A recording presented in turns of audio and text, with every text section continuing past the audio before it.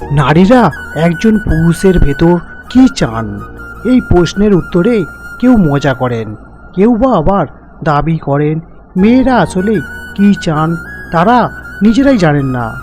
কিন্তু সত্যিটা হলো এর কোনো একক উত্তর নেই। এক এক নারীর ক্ষেত্রে এক এক উত্তর প্রযোজ্য। তবে হ্যাঁ, পুরুষের মধ্যে এমন কিছু বিশেষ গুণ আছে যেগুলো সাধারণ নারীদের সবচেয়ে বেশি পছন্দ করেন। কি সেই গুণ, চলুন জেনে নেওয়া যাক। 1. সততা ও বিশ্বস্ততা। এটা কেবল নারী পুরুষ হিসেবে নয়, যে কোনো মানুষের সবচেয়ে বড় গুণ নিঃসন্দেহ সততা। আর কেউই ভালোবাসার নামে প্রতারিত হতে চান না। কাজেই নারীর মনে ঠাঁই পেতে হলে আপনাকে প্রতিটি ব্যাপারে সৎ হতে হবে, বিশ্বাস অর্জন করতে হবে। 2. একটুখানি সেন্স অফ হিউমার। জানি কথাটা আপনি আগেও শুনেছেন।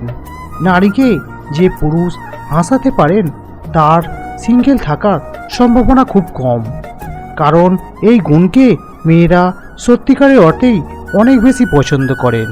না, এর মানে আপনাকে গোপাল ভাঁড় হতে হবে না, তবে যে কোনো পরিস্থিতিতে মজা করা, হাসানোর দক্ষতা একটা বড় গুণ।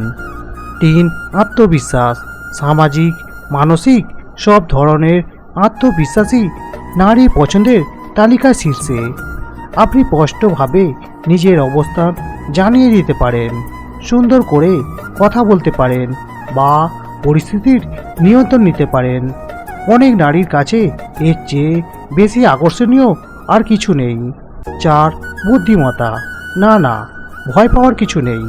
নারীর মন পেতে হলে আপনাকে আইনস্টাইন হতে হবে না, শুধু পরিস্থিতি ঘটনা বুঝে সেই অনুযায়ী আচরণ করতে পারলেই চলবে, শুধু নারীকে আকর্ষণের জন্য নয়। এই বুদ্ধিমত্তা আপনার নিজের জন্য খুবই জরুরি। 5. অর্থনৈতিক নিরাপত্তা। অনেকেই মনে করেন পুরুষের ভালো চাকরি, টাকা পয়সা এগুলো নারীকে টানে। এগুলো কাকে না টানে বলুন? প্রত্যেক মানুষই জীবনে নিরাপত্তা চান, আর সেই নিরাপত্তার গুরুত্বপূর্ণ অংশ অর্থনৈতিক নিরাপত্তা। ধনী হতে কে না চান? এই পৃথিবীতে কেউ দরিদ্র থাকতে চান না। ধনী হওয়ার অন্যতম সহজ উপায় ধনী পুরুষকে বিয়ে করে ফেলা। নারীর জন্য পুরুষ যদি পরিশ্রমী ধনী হন সেটা একটা বোনাস। পুরুষকে ধনী হতেই হবে এমন কোনো কথা নেই, তবে পুরুষকে অর্থনৈতিক কাজের সঙ্গে যুক্ত থাকতেই হবে, এর কোনো বিকল্প নেই। 6. পোষা প্রাণী। যেসব ছেলের পোষা প্রাণী থাকে মেয়েরা তাদের প্রতি বেশি আকৃষ্ট হন। দয়া মায়া সহানুভূতি সম্পূর্ণ পুরুষেরাই নারীকে বেশি আকর্ষণ করে। অন্য নারীদের সম্মান করা, স্বেচ্ছাসেবামূলক যে কোনো কাজ, এই দুই বিষয় নারীদের অনেক পছন্দ।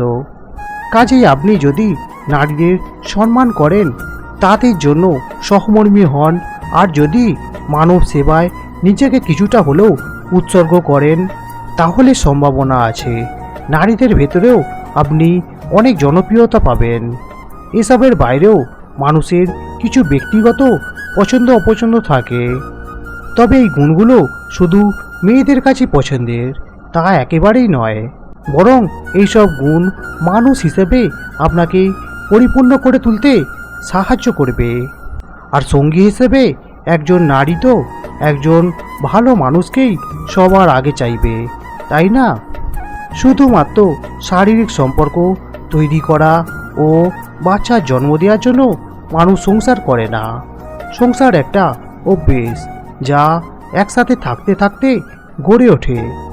একে অপরের সাথে কথা বলতে বলতে, একে অপরকে সহ করতে করতে এই অভ্যেস গড়ে ওঠে। সংসার মানে হলো একসাথে থাকতে থাকতে একে অপরের গায়ের গন্ধটা অভ্যস্ত করে নেওয়া।